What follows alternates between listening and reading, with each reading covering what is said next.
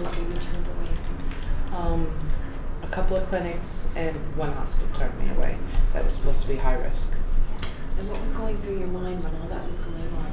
Well, the last hospital turned me away told me to give them $6,000 down payment and $50 every visit, and then they'd see me. And that day, I just went in my car and lost it. I couldn't even drive. I called his mother and just needed to vent, and she actually called her sister who works with North Shore, and they told me about this hospital and the program, and that's when I called, and I found out about the program, and I was in the next day. And when you saw your daughter for the first time? Very thankful, very, very thankful. Yeah, very happy she's healthy. Yeah, very thankful. I didn't think it was possible. So you realized you had this heart condition, but did you know how serious it was? I had no idea I had this heart condition.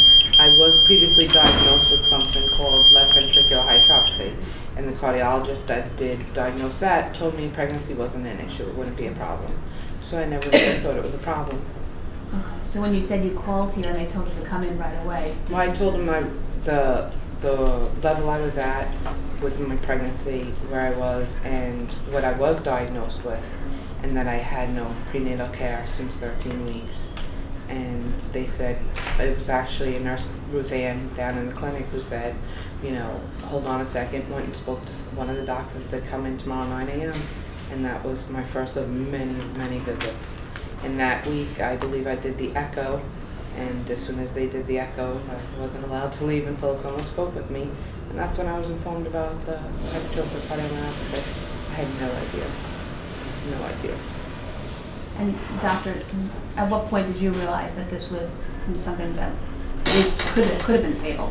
Well, the request on the echo, as she correctly said hypertrophy, left ventricular hypertrophy. But hypertrophy is not the same disease state as what she has, which is hypertrophic cardiomyopathy.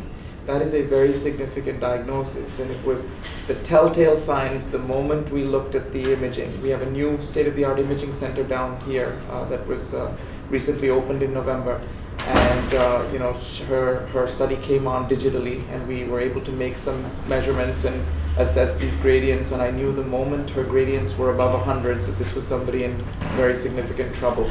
So I actually did what we do by protocol, which is to pick up the phone and call the individual ordering the test, and that's when we spoke, and you know, I said we have to track her down, and he said don't worry, we've kept her until, you know, you got back to us with the read. And so, and then later that evening I met with the patient, and you know. Well, the reason I say the MRE is extremely high risk from the OB standpoint of view is because, number one, that she have a family, multiple silent cardiac deaths. That's the one of the risk factor. And the other thing is that she have a symptomatic. I have been taking care of the hypertrophic cardiomyopathy, several patients, but the majority is asymptomatic and no family history. So with that kind of situation, and I really concerned, so that's why I pulled out my OB team together, and then actually every minute is connected with the Dr. Mama. Doctor, would she have survived a natural birth if she had gone to the ER as she was planning? Well, I can't speculate, but I can tell you that she was already in trouble when we saw her, and even in the operating room, you know, with the drips needed to, you know, safely deliver her uterus to contract afterwards and so on. It dropped her pressure, very dynamic changes. It was really moment to moment, and you know, so just knowing that, and if people had not known, you know, if that echo was never done and it was just hypertrophy, we would be in a very different place. I think the mortality definitely is extremely high. The reason is that this baby actually is not in the right position. We call it transverse, so it's no way that the baby can deliver vaginal. In general, have to do a C-section, and then if you're from an emergency room cross C-section, at that time, if anesthesiologist doesn't understand what's going on to manage that hemodynamic condition, mom definitely got. Any other questions? Mike, Delphia?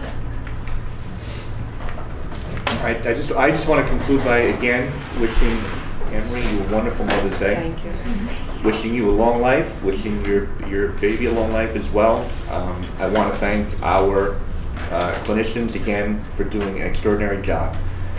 in a very challenging situation. I want to thank our team of nurses, and I want to thank our team of support staff as well. As you heard today, it really, every bit mattered, from the clerk all the way on up to the physicians, in terms of making this a very happy outcome and a very happy Mother's Day. So thank you all for coming. Thank you. Thank you. Thank you.